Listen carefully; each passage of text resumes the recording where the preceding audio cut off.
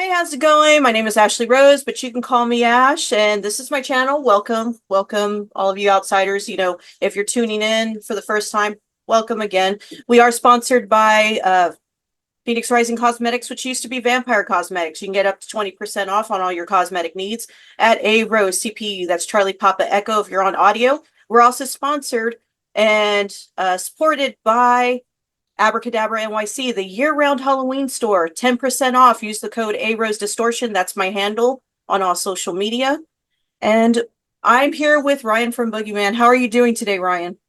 Good. How you doing, Ash? I'm doing well. I'm doing well. This is the first time we've actually met. I did hear your album. We have that coming up. It's already released, right? Yeah, it came out yesterday. Yesterday. Yeah, just So wanted to we're make sure. live. Just wanted to make sure because by the time this airs, I wanted to make sure it was going to be out. I knew it was like the 27th or the 20th. Yeah. No, that's right. All right. So we'll go ahead and start with the basis. Introduce yourself, introduce your band as if it's Wikipedia or, if no one knew who you were. Go ahead. Sure. My name is Ryan. I'm the founder of Boogeyman, along with my buddy Jason and my brother Eric. We've been doing this now for, I don't know, like 2 or 3 years. We have one album out. We just released our second one the other day. This really was a side project that we put together from our old band just to kind of have some fun and ended up growing from there. And so we've been just having a good time, just trying to write some spooky tunes. The whole thing with us is we try to write our own story. So rather than like taking our narrative from movies or something along those lines, we have like a little book out that describes the tale that all of our lyrics follow in our songs. So yeah. And, that's cool. So you are with We Are Horror now. Yeah, that's right. So how did that come about? How did you meet Dan? How did that happen? How did that approach happen? I know Dan's he's got a collective roster of artists going Oh, on right sure. now. Um, I originally met Dan when he did the first compilation. I think that was a few years ago now, and we put out a song with Dan called Legacy at the time. Um, and that's how we got connected. And since then, we've just started to like work together. At this point, Dan and I are pretty good friends. We talk on probably a regular basis here, just kind of game planning and strategizing. But yeah, it's been fun. It's been a good run with Dan, and I hope to make it out there sometime to Europe, to UK, and pay a visit to everyone. Now, as far as the new album, we could talk about the old album too, but let's talk about the new one because it's the most current date one. Oh my gosh, I can't talk right. It's the most current one. So let's talk about that one. What were the influences behind it? Because I did listen to it. I did listen to it again before, we got on this call, this Sure. video virtual call that I host every once in a while. That I do hear a lot of different influences, a lot of different styles. So, what were the primary ones as far as like certain songs? How did your songwriting? How as far as your influences on the actual melodies, where did they come from? If you have any, I know you wrote your own tunes, but Oh, sure. A big influence for us has always been Bad Religion. Another big one would also be Iron Maiden. But when it really comes to this band, I'd say King Diamond is a huge influence, especially because of the whole storytelling theme that we do as well. Of course, there's the Misfits. I enjoy all forms of the Misfits, even the Jerry only stuff I'm into. But I like a lot of West Coast, TSOL, Agent Orange, stuff along those lines. Skate punk is pretty influential to us. Big Rancid fan, Operation Ivy 2 for that matter. So I don't know. Our tastes kind of span the board when it comes to this sort of thing, but we're really trying to, I think, mix up punk rock with regular rock and roll and like heavy metal and just kind of pour it out and see what happens. yeah, I kind of got like some skate punk vibes on some tracks. So, Mhm. as far as with this album, there's a collective. I would say pretty much every song has a different sound.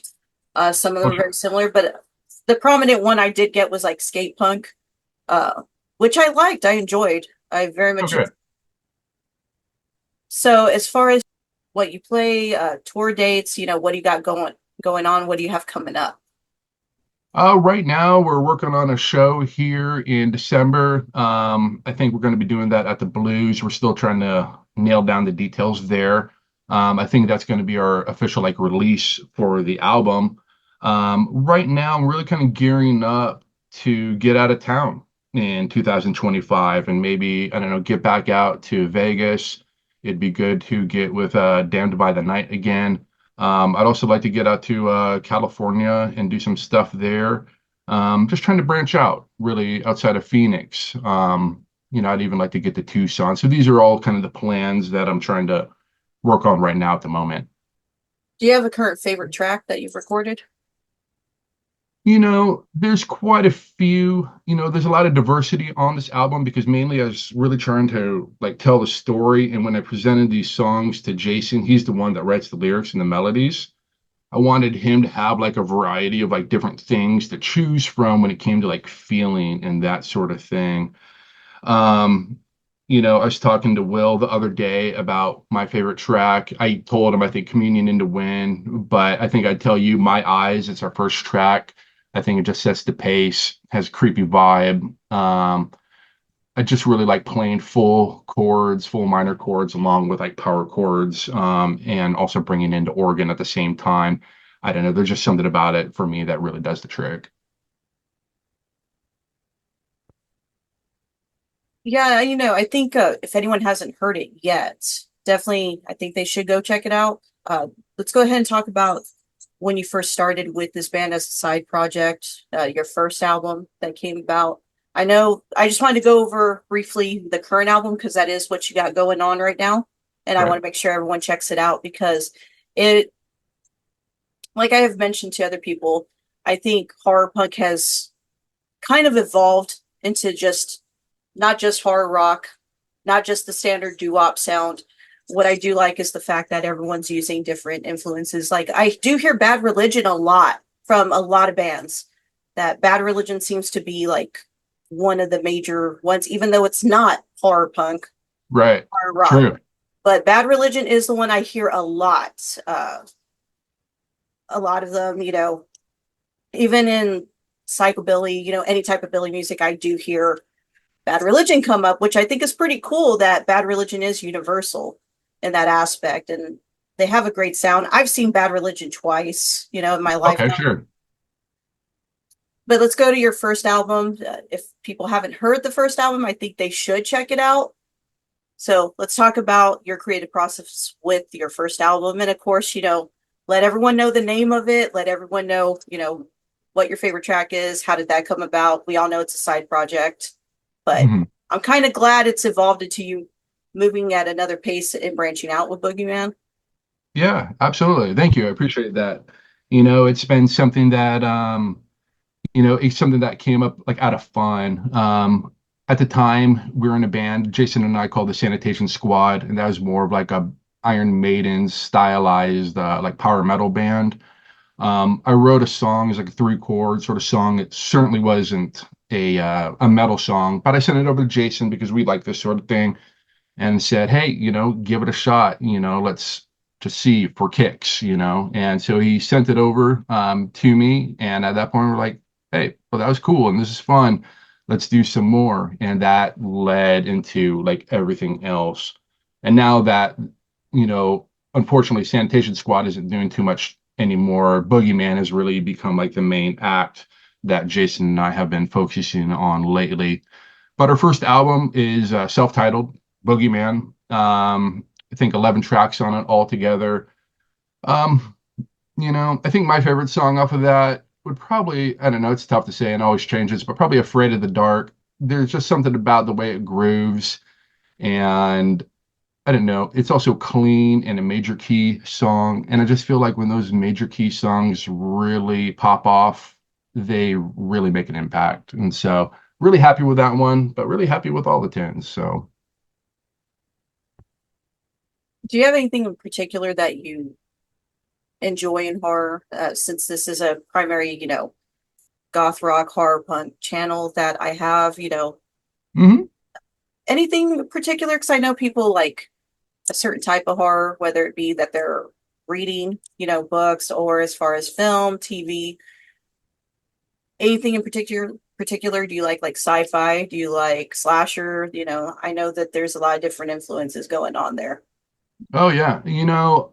I'm probably bigger into like the literary aspect than the film, even though definitely a film fan. Like some of my favorite movies would probably be like Event Horizon. Definitely like that sci-fi kick to the fantasy, I guess, of it all. I don't know, it seemed like ripping into hell was like or I don't know, possibility with technology, and that was crazy. But I really like a lot of the Hellraiser. I really like the Bloodlines. I don't know, like all the cult imagery, and they're really freaked me out, and I like that sort of shit. So that was cool. But I don't know, big H.P. Lovecraft, Stephen King, really into like the Dark Tower. But a big Trekkie too. My favorite captain, Picard, all the way. Um, but yeah, that's really kind of where it comes from. I'm a big art fan. I think a lot of this kicked off for me when I was a kid, especially like with 80s art, He-Man, Skeletor, love Skeletor. And so it's been with me my whole life.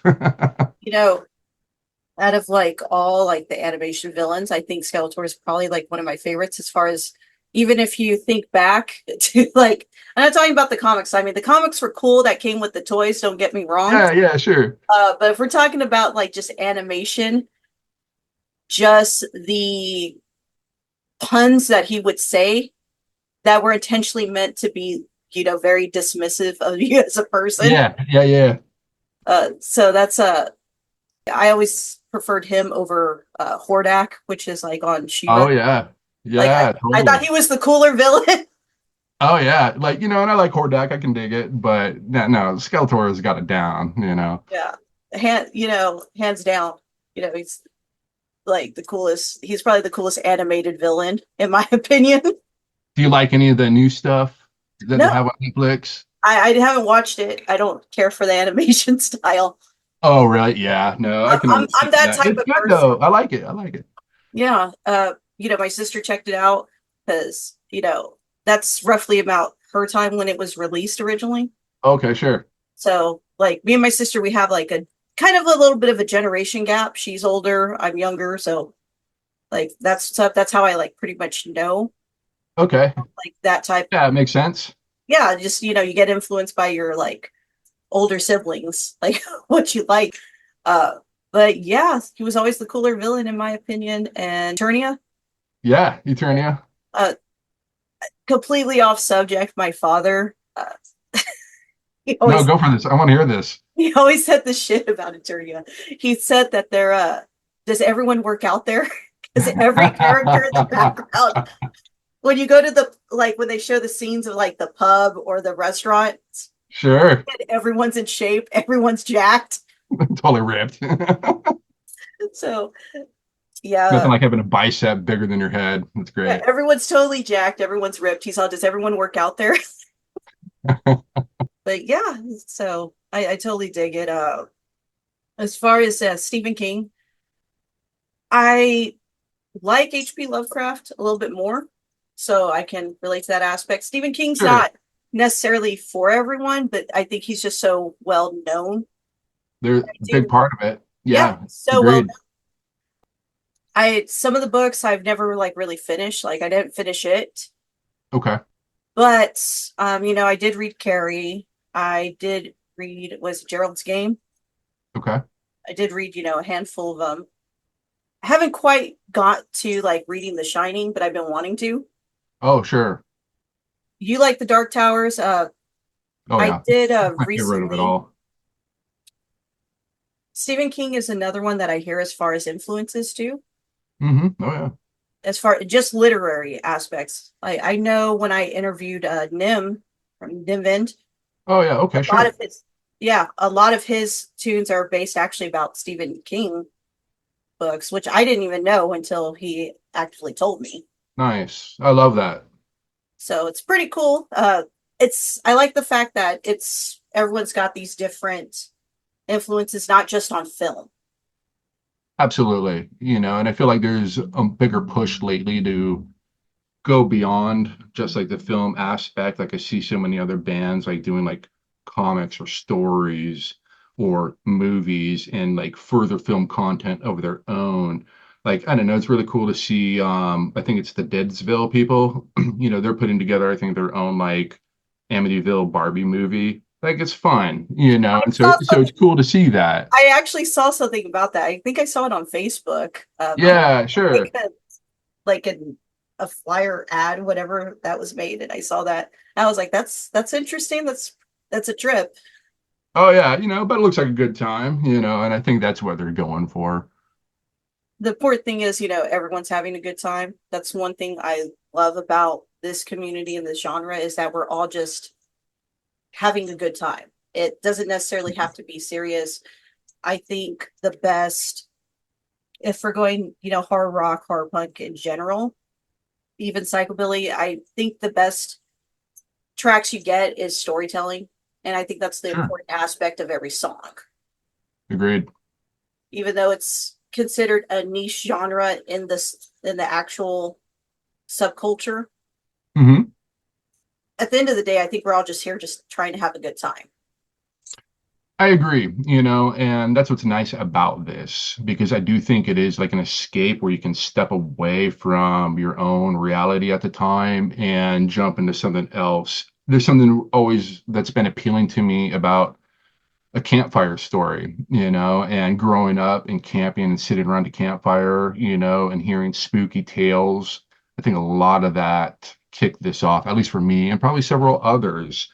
It's interesting to see these sort of tales come to light. Even like Blitz Kid, I think they have some of their newest songs out right now about like cryptid creatures, fun stuff along those lines, ones I've never heard of before. And so it's cool to like dig into that, and to your point, that's fun, and everyone's having a good time doing their thing. So it's been good. Yeah, it's nice for like everyone to have a different variety of things. Hmm. So it's cool. I think we're at the end of the day, we're just here trying to have a good time. We're trying to have fun. Sure.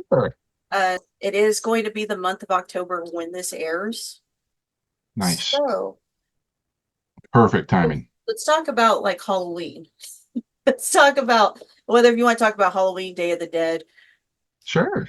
anything, as far as Halloween candy, anything you can do without. Are you a candy corn person? Do you like candy corn? Or are you anti candy corn? Nope. No, you don't like candy corn.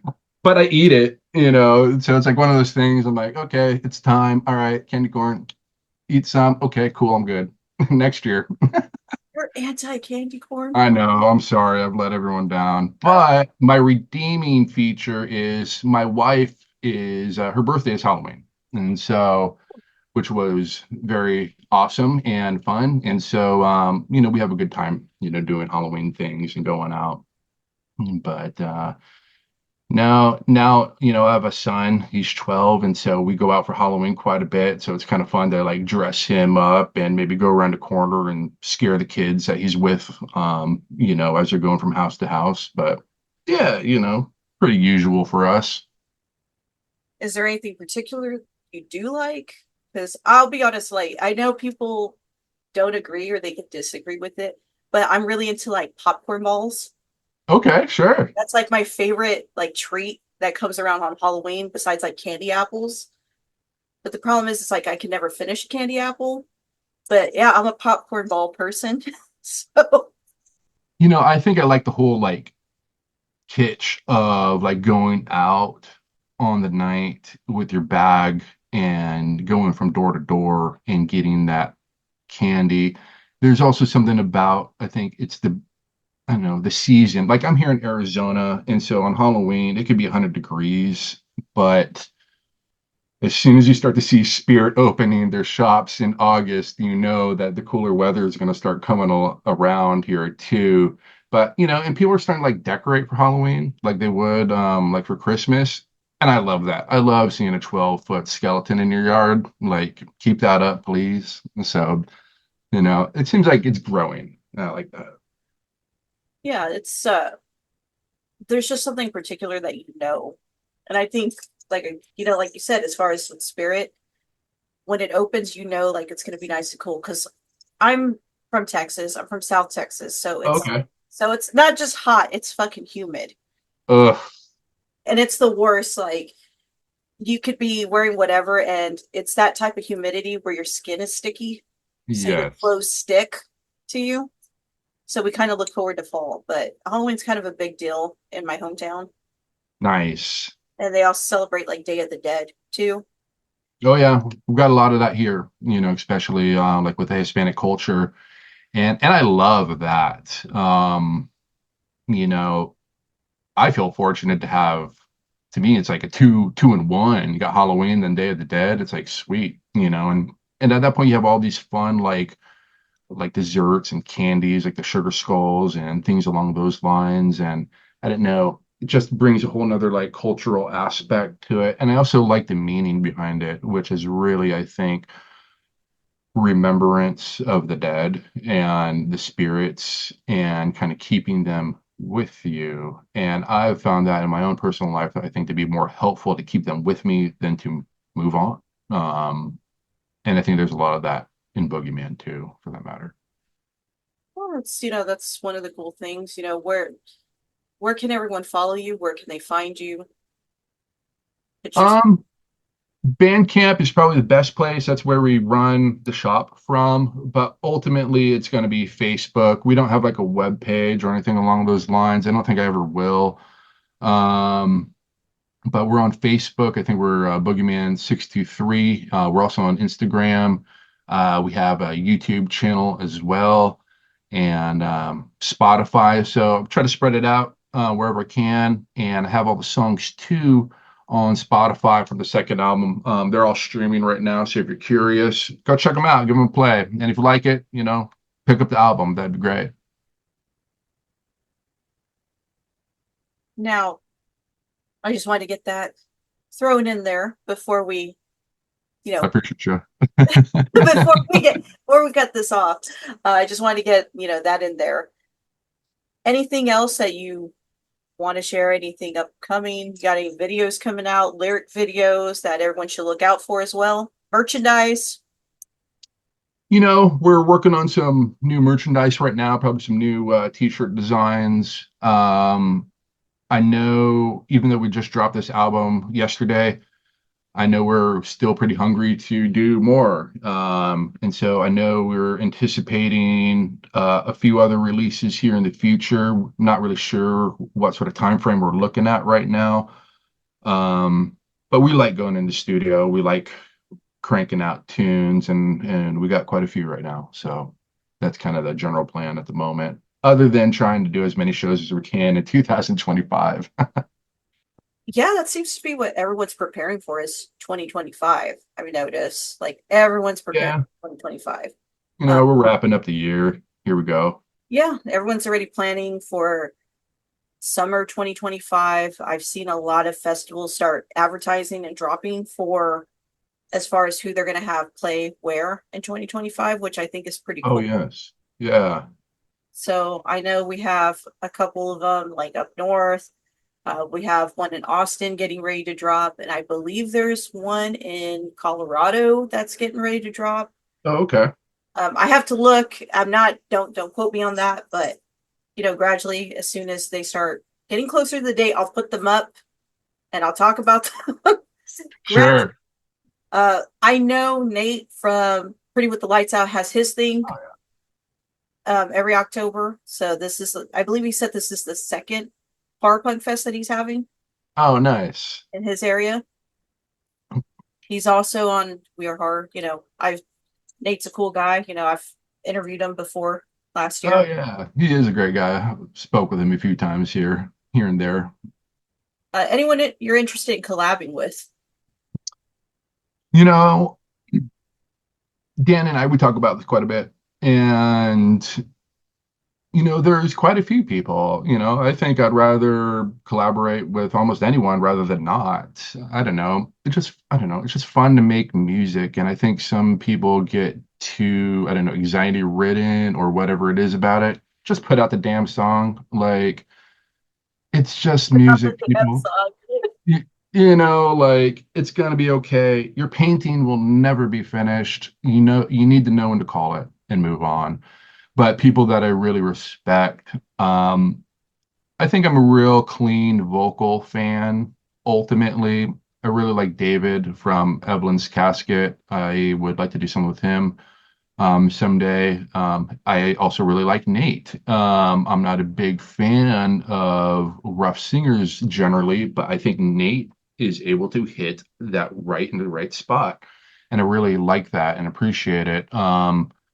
And I also like Tom from Rise from Your Grave. I think he has a great singing voice. And I had the opportunity to hear Jason and Tom sing together on a Rise from Your Grave song that they had done together. And so hearing that, it's just awesome to hear these people working together. But it's not just singers, I'd like to have other like guitar players come into the fray or bass players. I don't even need to necessarily play anything myself. I don't know. I just want to do the best stuff I can with whoever's willing to do it. Okay, so you're just open to pretty much anyone that, wants to make some killer tunes. I mean, Yeah, that it should be cool like that. I've noticed a lot of bands in our genre, they have been doing a lot of collaborations together, which I think is hmm Hellgreaser. They've had people from the Crimson Ghost on there. They've had like several people on their recent release, and hmm it's a very good album. I think yours is really good as far as your second one. I like full length Thank you. albums. I like EPs. Don't get me wrong, but I kind of enjoy the aspect of having a full done album. I'm with you on that. Yeah. I don't know. And maybe because that's the time I'm from, but that's what I'm used to, the album oriented rock, I guess, when it comes to that sort of thing. And so, Yeah. Well, thank you so much for joining me today. 2025, it's going to be a great year. I can feel it. I've been feeling it for a while that it's going to be a fantastic year when it comes to this genre of music. I think it's going to be a great year for horror punk. I feel good. I hope so. I know, I feel it. I feel 2025 is going to be solid. It's going to be good, especially now that more people are getting back into it again. Yeah, it seems to go in common waves, and Like everything in life, yeah, what can you do? Just surfs up, I guess, so to ride the wave with it. that's right. Music, like anything else, goes in waves. It's going to go up, Yeah. it's going to go down. But I feel 2025 is going to be a pretty good year for horror. Yeah, I do too. And thank you, Ash, for having me and Boogeyman on here. We appreciate it. Oh, absolutely. Once again, my name is Ashley Rose. You can call me Ash. This is Ryan from Boogeyman, and have a good day. Have a good one.